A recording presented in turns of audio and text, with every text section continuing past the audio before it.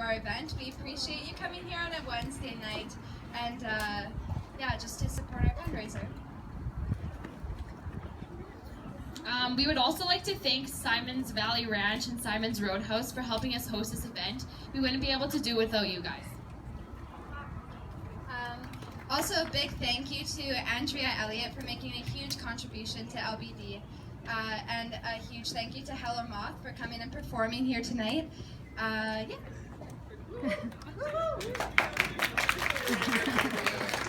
So first of all, for those of you who don't know much about Lewy Body Dementia, it's a disease that affects over 2 million people throughout North America. LBD is an umbrella term for two related diagnoses, Parkinson's disease and dementia with Lewy bodies. LBD can have three common presentations. Some individuals will start out with a movement disorder, leading to the diagnosis of Parkinson's disease and later develop dementia. Another group of individuals will start out with a cognitive or memory loss disorder. And lastly, a small group will first present with neuropsychiatric symptoms, which can include hallucinations, behavioral problems, and difficulty with complex mental activities.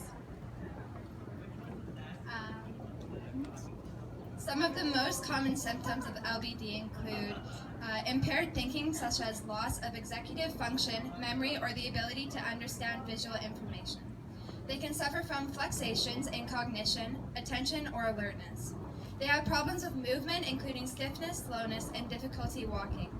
Some other effects are visual hallucinations, sleep disorders, such as acting out one's dreams while asleep, and they can suffer from changes in body functions, such as blood pressure control, temperature regulation, and bladder and bowel functions. And now I'm going to hand it over to Nora, who's going to give you a little story. Okay. Obviously, Lewy body dementia causes a lot of pain for a lot of families all over the world. Unfortunately, my family is one of those families that has been impacted by the disease firsthand. My grandma has been struggling with the disease for quite a few years now. 10 years ago, when my grandma was 58, the first signs of early dementia started kicking in, and then 3 years ago, when she was 65, her illness was identified as Lewy body dementia. Every Christmas and Thanksgiving I can remember was spent at our grandma's house in Canmore. It was always a lot of fun. It would usually include a talent show put together by the grandkids, and the next morning would be filled with crossword puzzles and grandma's delicious buttermilk pancakes. Most of my fondest childhood memories were in Canmore.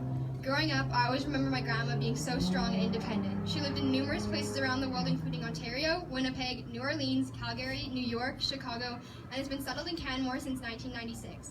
Every new city she went to, she made sure to make a boatload of new friends. She's experienced so many amazing things, and I've always been able to tell a story about all the awesome adventures she's been on in her life. I was always so excited when I would get to go to her house and go on hikes and rent movies and have slumber parties with her. She would always put everyone else before herself. If there was ever anything she could do to help someone in need, she would make sure to do it. At age 57, she was diagnosed with colon cancer. She beat the cancer, and at age 58, she walked in the relay for life as a survivor to raise money for cancer.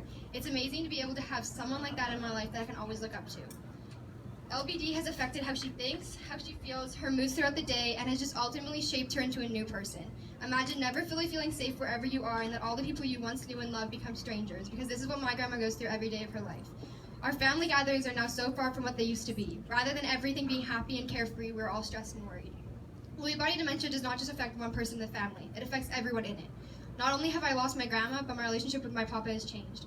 He's her main caregiver, and he's with her 24/7. This can get really exhausting for him, so my parents and uncles try to go out to Canmore once a week to help out so he can have some sort of a break. My papa is one of my biggest fans in hockey. He encourages me to be my best in hockey and life. Before every single one of my games this year, he would text me with words of encouragement. He's for sure one of my biggest supporters, and I'm so grateful to have a papa who cares so much about me.